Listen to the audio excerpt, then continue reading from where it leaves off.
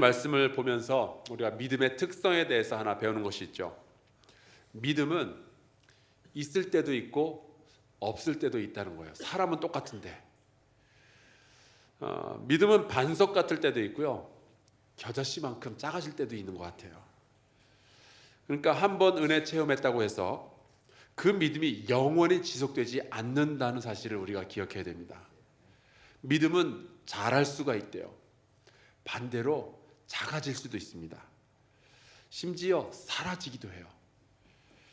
오늘 우리가 누가복음 8장을 읽었는데 우리 25절을 읽었지만 1절로 이렇게 쭉 거슬러 올라가서 보면 이렇게 시작이 됩니다. 그 후에 예수께서 각 성과 마을에 두루 다니시며 하나님의 나라를 선포하시며 그 복음을 전하실 때 12제자가 함께 하였다.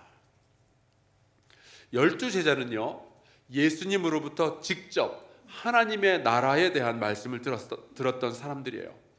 예수님께서 복음 전하는 것을 곁에서 지켜보고 함께 배웠던 사람들이 제자입니다. 그러니까 저 같은 목사가 설교하는 거랑은 차원이 다른 말씀을 들었던 사람들이 이 제자들이에요. 그뿐만이 아니죠. 누가복음 5장에 가서 보면은 베드로의 장모가 중한 열병을 앓고 있었는데 그때 예수께서 열병을 꾸짖으니까 그 열병이 바로 떠나갔다라는 말씀이 나옵니다. 또 귀신들을 쫓아내시는데 그 귀신들이 떠나가면서 당신은 하나님의 아들입니다 소리를 지르는 것을 제자들이 곁에서 듣고 있었으니까 이 복음서까지 기록되는 거 아니겠어요? 또 예수께서 베드로를 제자로 부르실 때는 깊은 곳에 가서 그물을 내려라 그랬더니 거기서 굉장히 많은 고기를 잡게 됩니다. 그런 것도 다 경험을 했어요. 중풍병자도 고쳐주셨고 누가복음 6장에 가서 보면은 그 외에도 굉장히 많은 사람들을 고쳐주셨습니다. 8장에 보면은 예수님과 제자들이 이제 같이 전국을 돌아다니는데 그동안에 음식이나 기타 이제 사는데 필요한 것들을 도와주던 여인들이 있었는데 그들은 예수께서 귀신을 쫓아내 주시거나 병을 고쳐 주셨던 사람들이다라고 기록되어 있어요. 그렇다면 이 제자들은 그렇게 좋은 말씀 들었죠.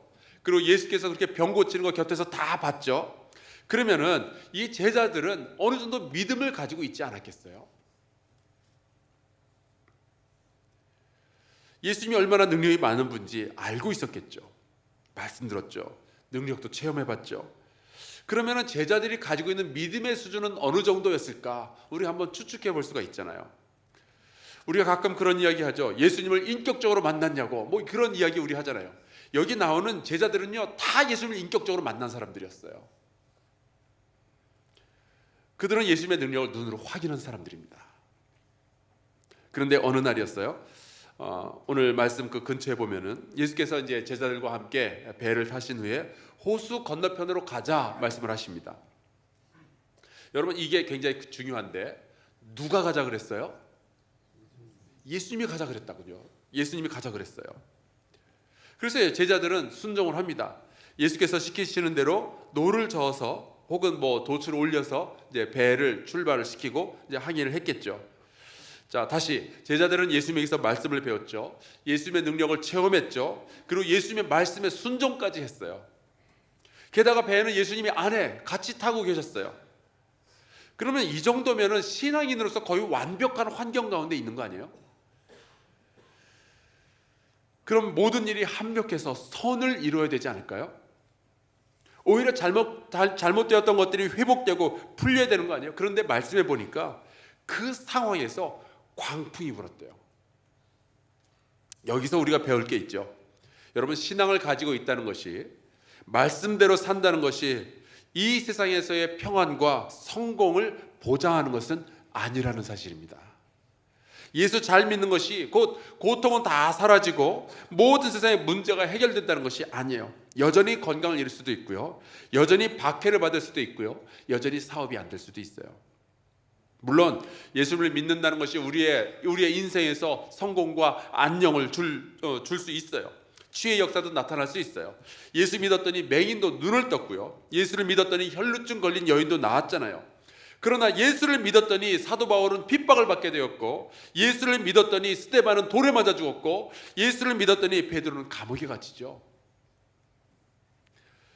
자, 그렇다면 우리가 뭐하러 예수를 믿는가? 여러분, 적어도 우리는 이 세상에서의 성공과 안녕 때문에 예수를 믿는 것은 아니에요.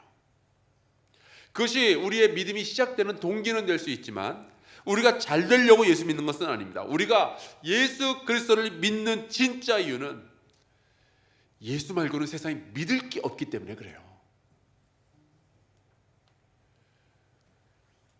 어제 2부 3부 예배 때 남편이 병원에 있으면 아내가 포기하겠냐, 돈을 꾸어서라도 치료하겠냐 그랬더니 아내들이 대답을 안 하시더라고요. 세상에 믿을 게 없어요. 여러분, 우리가 예수를 믿는 진짜 이유는 그분이 먼저 우리를 사랑하시고 우리를 위해서 고난받으시고 죽으셨기 때문이에요. 믿음이라는 것은 은혜에 대한 반응이죠. 믿음을 통해서 은혜를 끄집어 내리는 것은 아니에요. 오늘 말씀에 보니까 예수께서 배에 계셨음에도 불구하고, 그리고 제자들은 그렇게 예수님의 말씀에 순종을 했음에도 불구하고 광풍이 얼마나 불어닥쳤는지 배에 물이 가득 차게 되었대요. 근데 예수님도 참 무던하시지. 배에 물이 가득 차고 배가 그렇게 흔들리고 제자들이 난리를 치고 있는데 거기서 주무셨답니다. 배가 위태하게 되니까 이제 제자들이 예수님을 깨워요. 그리고 이런 말을 하죠. 주여, 주여, 우리가 죽게 되었나이다. 제가 이 말씀을 묵상하는 가운데 그걸 깨달았어요.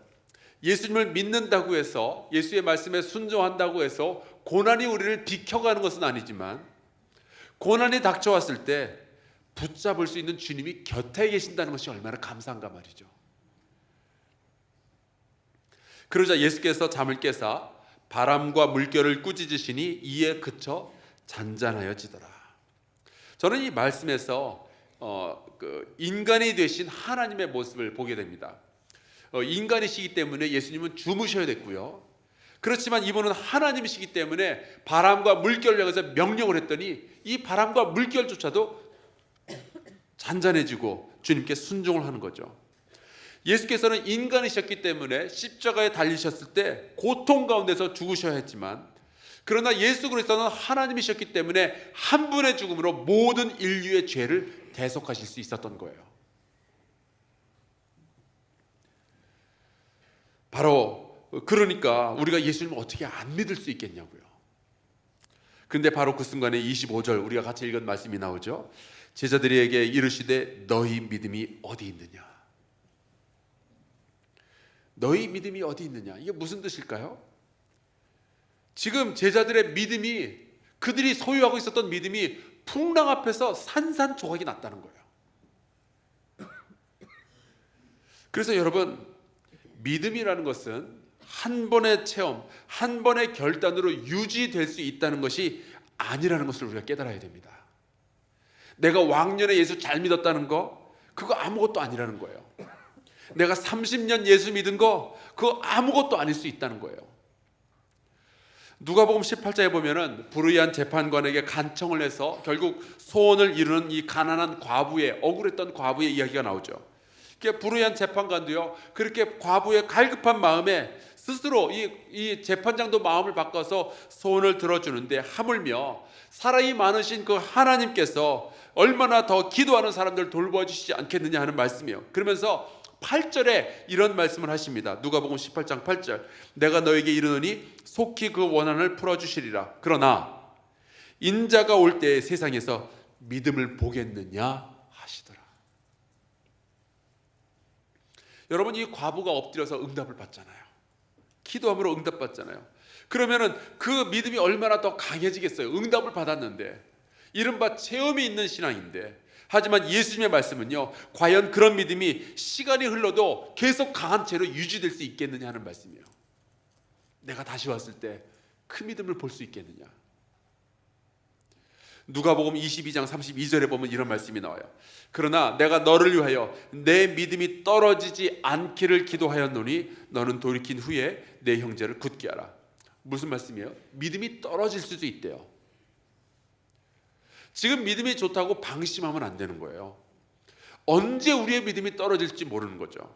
여러분, 믿음을 가지는 것은 좋지만 여러분, 믿음을 믿으면 안 돼요. 오죽하면은 예수님이 베드로의 믿음이 떨어지지 않기 위해서 기도까지 하셨겠어요? 여러분, 예수님은 영원히 우리와 함께 하시지만 믿음은 그렇지 않아요. 그래서 믿음은 지켜내야 되는 거예요.